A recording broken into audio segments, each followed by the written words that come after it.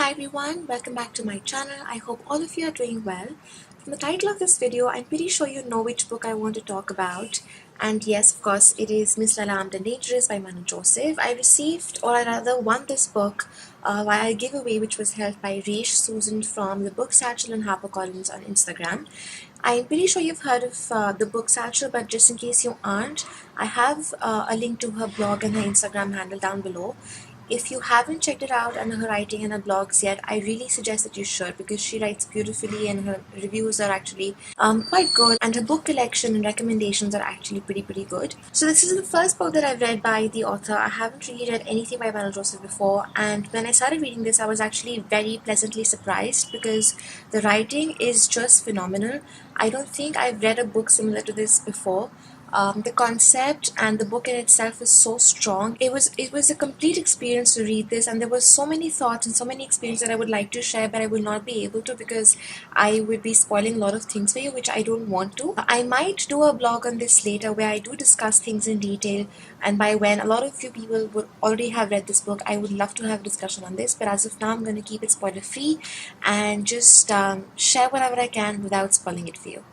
Before I describe this book any further, I would like to tell you that it is not meant for everybody, especially for people who have a very set ways or a very strong opinion about what religion really is or it's supposed to be or how you're supposed to follow certain religions, or who have very strong opinions about the norms and cultures and how one should live in a society and what independence is and how is it like spoiling everything. I don't think this is going to be for them because it will be quite offensive for all of those people.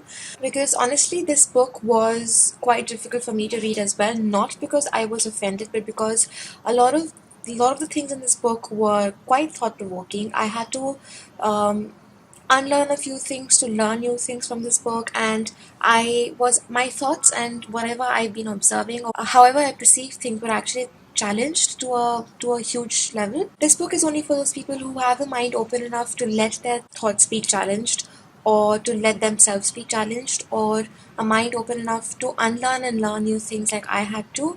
So it was quite an experience for me because it was so difficult a book for me to read.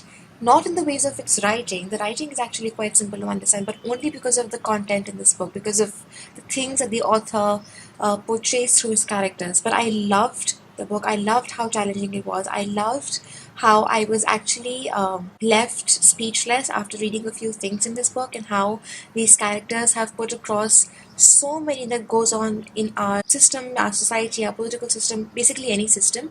So it was a really strong book, but I wanted to make it clear that it's not going to be for everybody. It is highly offensive for a lot of people, but I honestly just really enjoyed the experience. So this book starts with a scene where a building has recently collapsed in Mumbai, and everything's chaotic. Everyone's running here and there for their lives or to search for their family members. Nobody knows what's happening exactly. You'd see children playing around, some unaware of what has happened because they're not in an age where they can understand it. Some are just looking for their family, and nobody's really sure if you have a lot of survivors or the casualty figures, or nothing is actually clear. So the search to look for people beneath the debris begins. You have firemen and policemen around trying to see what's happening, but a lot of time goes to that, and they can't really find a lot of people. But finally, a team of soldiers are called in, and they have these metal detectors through which they do sense one person who was alive beneath the debris, and the process to bring that person out of the debris starts.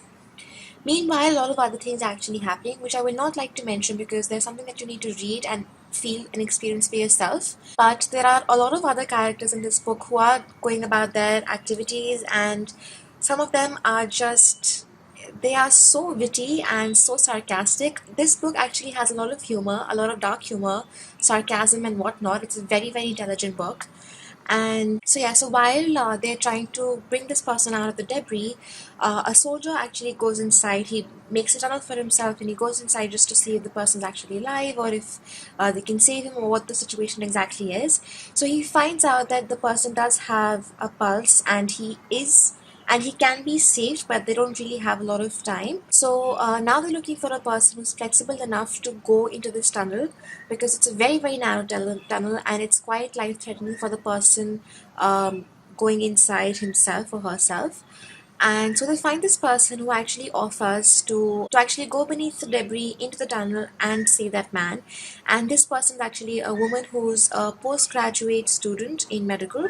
So she's almost a doctor, so she knows the basics, and she's quite flexible herself. So she understands what she needs to do, and she understands that it's quite risky a thing to do, but she's quite adamant to do it. So she goes beneath the debris into the tunnel and she finds this man, and she was able to provide the necessities that he was required to be able to sustain himself beneath the debris till the time they can remove it and get him out. So while that is happening, she actually notices the man mumbling something, and when she tries to understand what it really is, she notices that he's basically repeating one sentence, this particular sentence, and for a while that's all he's saying. But after a while, she's able to make him understand that she's already heard and that she needs to know more. He starts repeating something else. So what seems like that's happening is that he's actually narrating real-time events of what is about to happen or might already be happening somewhere else in Mumbai. And it's quite a dangerous thing that he's explaining, and nobody really knows what's happening. So now the woman not only acts as a life savior to this man, but she also acts like a messenger between this man and the officers outside, so she can just convey the messages and see what is happening. So each time she tries and talks to him, he comes up with another sentence, but he repeats it for a while, and that's how the story is basically formed. Meanwhile, parallelly, somewhere else in Mumbai, this couple in a car is actually being shadowed by an agent who has been hired to shadow them and follow them. And his job is actually to make sure that they stay on track and they reach this point where there are officers waiting to, um, in a way, abduct this couple for interrogation. So this couple is a potential threat to the country at this moment, but nobody is really aware of what is happening. They do have some information on the background of the man who's driving the car, but they're not really sure about the woman. So right now we're not really sure what is happening where the debris is. We're not really sure what is happening here where they are following this car and this couple. But in between, there is so much more that is happening. There are so many more characters that are actually introduced, and each of them have something or the other very intelligent, very witty, very dark to share with the reader. I just wish I could name these characters and I could just tell you what the story is really about, and I could just tell you what these situations lead to. But I will not be able to do any of that without spoiling this book for you. I was at the edge of my seat while reading this book. There was so much, and I was just like, I was gasping, and I was shocked, and I was surprised, and there was just a lot to experience in this book. This book has been a complete roller coaster, and it is so intelligently written. The characters, and both the good and the bad characters, there's so much to each of them. There's so much that each of them actually make you think, and there's so much that they make you realize. I wish I could talk in detail about this book with you, but actually what was scary and frightening was that at the back of my mind, a lot of the things that are happening in this book, which are quite frustrating and really very brutal and cruel, in the back of my mind, I actually knew that whatever is mentioned in this book is actually quite true. One very important thing that this book actually reflects on is something that I myself have been observing and thinking about a lot, is how religion is actually being used against humanity instead of for it. How religion now is not what it was meant to be or was supposed to be, how it started. It's completely man-made now. All of us are following a man-made God. Nothing right now is pure. Nothing right now is untouched by man, and nothing now is faltered and altered by man. So it's all very scary. Everything is just completely flawed to an extent that it's getting too toxic, too unhealthy, and too dangerous. The mentality that some of the characters, small, big or small characters, reflect in this book is equally.